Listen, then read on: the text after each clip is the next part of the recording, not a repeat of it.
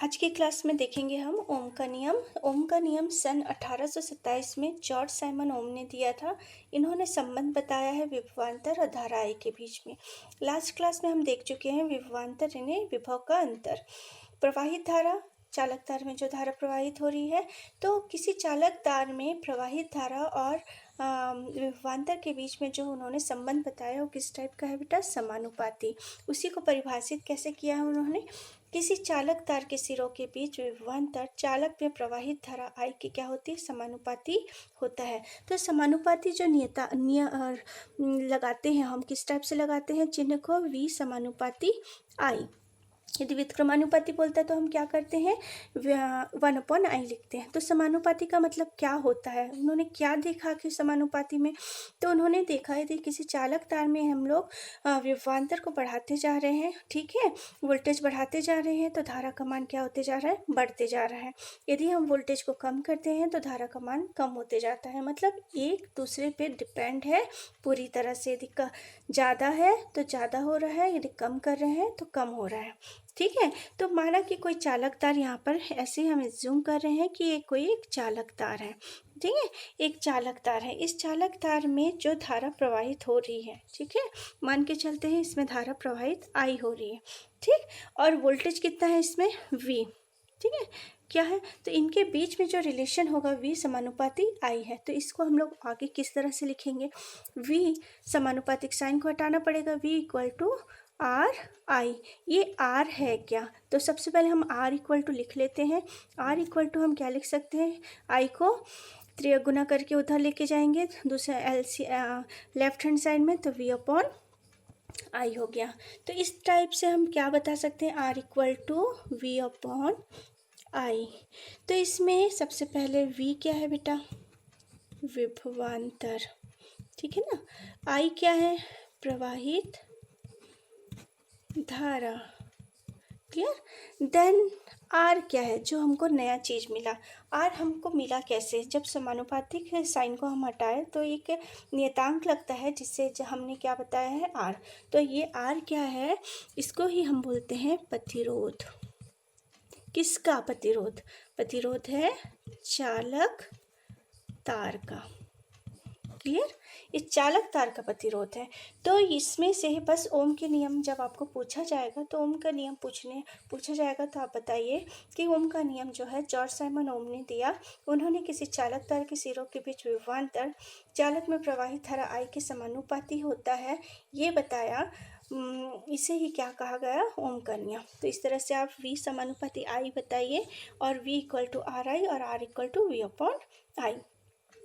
जैसे हम इसके पहले 1 एम्पियर, 1 वोल्ट, ठीक है, इनको परिभाषित कर चुके हैं, उसी प्रकार हम अभी प्रतिरोध को परिभाषित करेंगे। प्रतिरोध मतलब ये, ठीक है। तो 1 ओम प्रतिरोध, ठीक है। तो 1 ओम, ओम शब्द आया कैसे है? क्योंकि ये आर का जो मात्रक होता है, यहाँ पर बता रही हूँ, आर जो है क्या है? प्रतिरोध। प्रतिरोध का जो मात्रक होता है वो क्या है बेटा? प्रतिरोध का मात्रक हम कैसे बताते? ओम। ओम को हम कैसे लिखते हैं? ऐसे करके, ऐसे, ठीक है। तो आर जो है, आर क्या है? प्रतिरोध का मात्रक। आर जो है प्रतिरोध है, प्रतिरोध का मात्रक क्या है? ओम। तो 1 ओम प्रतिरोध क्या है? 1 ओम प्रतिरोध को बताने के लिए हम सबसे पहले क्या बताएंगे कि 1 ओम आया कैसे, ठीक है। 1 ओम इक्वल टू 1 वोल्ट बटे 1 एम्पियर। बताइए कैसे आया? यहीं से आया। ये जो हमारा इक्वेशन 1 है यहीं से आया। 1 ओम मतलब प्रतिरोध, V मतलब वोल्ट, I मतलब एम्पियर, ठीक है। तो इसमें हम सारी चीज़ें क्या लेंगे? एकांक, ठीक है, या इकाई या एक, ठीक है। तो एकांक, एकांक, एकांक 1 ओम, ठीक है। 1 ओम की बात करते हैं तो 1 वोल्ट हो जाएगा। I भी क्या हो जाएगा? 1। तो इस तरह से हम कैसे परिभाषित कर सकते हैं? यदि किसी चालक के सिरों के बीच का विभवांतर मतलब ये कितना हो? 1 वोल्ट, उसमें प्रवाहित धारा, यह प्रवाहित धारा है, कितना हो? 1 एम्पियर हो, तो उस चालक का प्रतिरोध क्या कहलाता है? 1 ओम कहलाता है, ठीक है। पहले के जैसे ही है, जैसे आप फॉर्मूला लिखेंगे, फॉर्मूले में एकांक बताइए और एकांक के अकॉर्डिंग उसको परिभाषित कीजिए। तो R इक्वल टू हम क्या जानते हैं? V अपॉन आई। इसी से हम यदि दूसरा फॉर्मूला I निकालना चाहें तो I इक्वल टू क्या हो जाएगा बेटा? V अपॉन आर, ये सारे अपने आप में फॉर्मूले हैं, ठीक है, क्योंकि इसी से आंकिक प्रश्न को पूछा जाता है। और यदि इसी से मैं तीसरा पूछूं, v निकालना है, v इक्वल टू क्या हो जाएगा बताइए, v इक्वल टू निकालेंगे तो आर आई, तो सबसे पहले ही हम निकाल चुके v equal to R I, ठीक है। ये 3 फॉर्मूला बहुत इंपॉर्टेंट है, जिससे किसी भी तरह का आंकिक प्रश्न पूछा जाता है, ठीक है। तो ये समीकरण जो 2 है, शुरू में मैंने एक बताया, इसको हम समीकरण 2 ले रहे हैं। तो समीकरण 2 से हमको क्या समझ में आ रहा है, आई और आर, दैट मीन्स आई और आर में किस प्रकार का रिलेशन है। आई और आर में रिलेशन समानुपाती तो दिख नहीं रहा, क्योंकि ये किस में है, अपॉन में है। तो विद्युत धारा आई प्रतिरोध आर के क्या होता है, व्युत्क्रमानुपाती होता है। बोलने से ही इतने में आगे काम नहीं चलेगा, इसको समझना है, क्योंकि समझना किस तरह से है, प्रतिरोध होता क्या है। सबसे पहले हम प्रतिरोध को समझेंगे, प्रतिरोध आगे एक चैप्टर पूरा है, ठीक है। फिर भी मैं थोड़ा सा बता रही हूँ इन्हें, रुकावट, या इसको बोल सकते हैं बाधा। बाधा किस में, चालक तार में। ये हल्का मैं एक सिंपल वर्ड में आपको बता रही हूँ प्रतिरोध को। प्रतिरोध क्या होती है, बाधा होती है किसमें, चालक तार में, ठीक है। यदि किसी चालक तार में बाधा उत्पन्न हो तो क्या उसमें धारा का प्रवाह अच्छे से होगा, नहीं होगा। यदि किसी चालक तार में बाधा उत्पन्न ना हो तो उसमें धारा का प्रवाह अच्छे से होगा, हाँ होगा। जैसे फॉर एग्जाम्पल, यदि आप कहीं रास्ते से जा रहे हैं, वहाँ पर बहुत ज़्यादा ट्रैफिक है, क्या आप ईजिली निकल सकते हैं, नहीं निकल सकते। यदि ट्रैफिक कम है तो आप इजीली निकल सकते हैं, हाँ निकल सकते हैं। सेम वैसे ही यहाँ पर आवेशों का प्रवाह दर होता है, या इलेक्ट्रॉनों का प्रवाह होता है, उनको भी निकलने के लिए क्या होगा, या इजी रास्ता चाहिए, ठीक है। तो इजी रास्ता के लिए उनके पास रास्ता क्या है, चालक तार, ठीक है, चालक तार है। यदि चालक तार में प्रतिरोध ज़्यादा है तो धारा क्या हो जाएगी, कम। यदि प्रतिरोध कम है तो धारा क्या होगी, ज़्यादा। तो हम बता सकते हैं प्रतिरोध ज़्यादा है तो धारा क्या हो जाएगी बेटा, ये आई है कम, कम है। यदि प्रतिरोध है ना, रुकावट, प्रतिरोध क्या हो गई, कम हो गई, तो धारा क्या होगी, बहुत अच्छे से प्रवाहित होगी। तो धारा कैसे बहेगी, ज़्यादा, ठीक है। तो इससे हम इस वाले रिलेशन से ही समझते हैं कि आई और आर में जो व्युत्क्रमानुपाती चिन्ह है, व्युत्क्रमानुपाती का रिलेशन है, वो क्या बताता है हमको, कि यदि प्रतिरोध ज़्यादा है तो धारा क्या हो जाएगी, कम। यदि प्रतिरोध कम है तो धारा कैसे रहेगी, ज़्यादा। तो ओम के नियम को जब भी पूछा जाए, यदि परिभाषा पूछा जाए, तो आप क्या बताएंगे, परिभाषा, फॉर्मूला, ठीक है।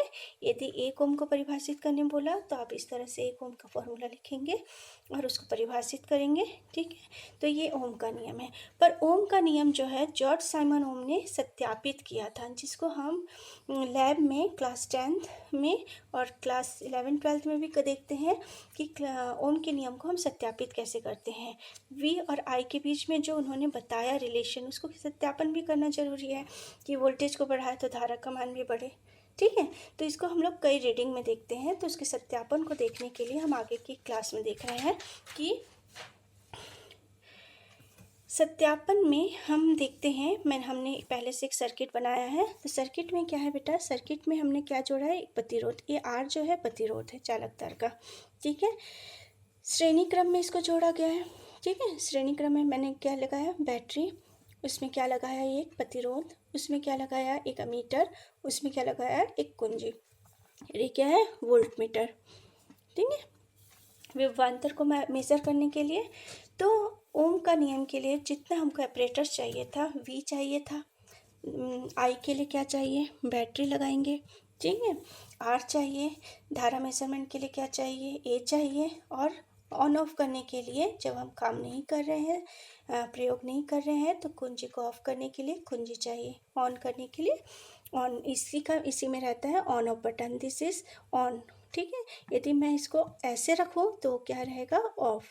यदि मैं इसको ऐसे रखूँ, यदि ऐसे रखूँ तो क्या रहेगा, ऑन, ठीक है। मैं एक क्लास में आपको साइन भी बता दूंगी, ठीक है। तो ये जो हम बता रहे हैं, किसके सत्यापन की बात कर रहे हैं, ओम्स लॉ के सत्यापन। तो ओम्स लॉ का सत्यापन में सबसे पहले उसके रिलेशन को बताएंगे, वी समानुपाती I, V equal to R I, या R equal to V upon I. मतलब हमको क्या चाहिए, वी चाहिए, आई चाहिए और आर चाहिए। ठीक है, मतलब हम किसी चालक तार में क्या कर रहे हैं कि हम बैटरी को बढ़ाते जा रहे हैं, तो वोल्टेज को बढ़ाते जा रहे हैं, तो धारा का मान क्या होते जा रहा है, बढ़ते जा रहा है। तो फॉर एग्जांपल एक सारणी से हम देखते हैं, जिसमें हमने सारणी बनाया है 1 2 3 4 5 रीडिंग के लिए वी लिया है, वोल्टेज धारा लिया है, उसके अकॉर्डिंग धारा जो आएगा, और R equal to V upon I प्रतिरोध। अब देखते हैं, जब हमने वोल्टेज 0.2 लिया है, ये हमने एज्यूम किया है, ठीक है, माना है, तो वो धारा का मान क्या है 0.1 मान के चलते हैं। यहाँ पर जो इसकी निडिल है वो क्या है, यहाँ पर आई 0.1, ठीक है, ये निडिल है, तो ये 0.1 आया। जब मैंने यहाँ दूसरा बैटरी लगाया, मान के चलिए पहला, दूसरा, तीसरा, ऐसे बढ़ते जाएगा। पहला बैटरी कितना था 0.2, दूसरा लगाया तो उसमें क्या हो जाएगा 0.4, 2 ऐड होके तो रीडिंग क्या हो गई, बढ़ गई। मान के चलिए यहाँ पर दूसरी रीडिंग आ गई 0.2। जैसे ही बढ़ी तो इससे हमें क्या समझ में आ गया कि जैसे ही वोल्टेज को बढ़ाया तो धारा क्या होगी, बढ़ गई। ठीक है, सेम ऐसे हम तीसरी रीडिंग, मतलब तीसरा बैटरी लगा देते हैं यहाँ पर 0.6 का, 2 + 2 + 2 कितना हो जाएगा 6, तो रीडिंग क्या हो गई, मान के चलते हैं 3 हो गई। ठीक है, तो 3 का रीडिंग में यहाँ पर जो नीडल होगा वो कहाँ बताएगा, 3 में। ठीक है, तो इसी प्रकार पॉइंट क्या हो जाएगा बेटा, इसमें 8 और 1.0। ठीक है, इसमें क्या होगा 0.4, 0.5। अब चलिए जो ये आर है, R equal to V upon I है, यहाँ से हम इसको देखते हैं। आर की वैल्यू 0.2/0.1, वी की वैल्यू, आई की वैल्यू कितनी आई 0.2। सेकेंड आर की वैल्यू रखी है 0.4/0.2, दैट मीन्स कितना आया 0.2। थर्ड रीडिंग 0.6/0.2, सॉरी 3, कितनी आई रीडिंग 0.2। फोर्थ रीडिंग देखते हैं हम लोग 0.8/0.4, दैट मीन्स क्या होगा 0.2, सेम ऐसे ही आखिरी वाली रीडिंग। क्लियर, हम क्या देख रहे हैं, यहाँ से यहाँ तक की जो वैल्यू है वो क्या आ रही है बेटा, कांस्टेंट, यानी स्थिर। ठीक है, कांस्टेंट आ रही है, तो मतलब प्रतिरोध जो रहेगा, जो हम प्रतिरोध निकालेंगे इसमें, ये वैल्यू हमेशा कांस्टेंट आनी चाहिए। यदि ये वैल्यू कांस्टेंट नहीं आ रही है तो मतलब धारा और वोल्टेज में जो अनुपात है वो समानुपाती नहीं है, कहीं ना कहीं कोई प्रॉब्लम है।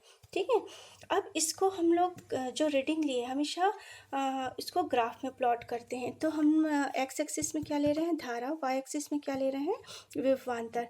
तो रीडिंग हमने क्या लिया, एक्सिस धारा के लिए 0.1, 0.2, 0.3, 0.4, 0.5।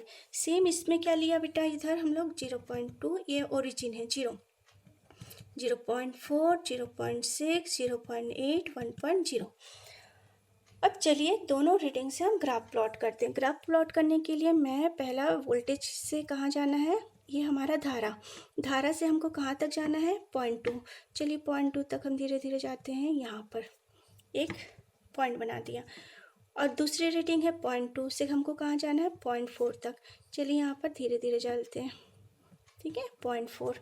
देन यहाँ पर क्या होगा 0.3 से हमको कहाँ तक जाना है 0.6 तक, है ना, ये बन गया। देन यहाँ पर 0.4 से 0.8, 0.4 आई है, ठीक है, थोड़ा टेढ़ा हो रहा है पॉइंट, आप लोग स्केल से बनाइए। ठीक है, तो इनको जब आप मिलाते हैं तो हमको क्या मिल रहा है बेटा, एक सरल रेखा। ये जो सरल रेखा है, ये सरल रेखा सत्यापित करता है कि वी और आई में क्या है, समानुपाती रिलेशन है, समानुपाती का संबंध है, जो जॉर्ज साइमन ओम ने बताया। तो ये रीडिंग तो हम एज्यूम करके बताए हैं, परंतु जब आप प्रैक्टिकली करेंगे तब एज्यूम नहीं करेंगे, तब आप इस तरह के सर्किट डायग्राम के अकॉर्डिंग बैटरी के साथ प्रतिरोध को, एम्पियर को, वोल्टमीटर को और कुंजी को लगाते हुए आप फिर इस तरह से रीडिंग मेज़र करेंगे। जो रीडिंग आएगी उसको लिखेंगे और उसके अकॉर्डिंग जब ये कांस्टेंट आते जाएगा तो आपको समझ में आ जाएगा कि रीडिंग सही है। देन आप इसको ग्राफ प्लॉट करेंगे। तो ये क्या था, ओम का नियम। तो ओम के नियम में आपको क्या बताना है, एग्जाम में जनरली पूछा कितना जाता है, ओम के नियम को सत्यापित कीजिए।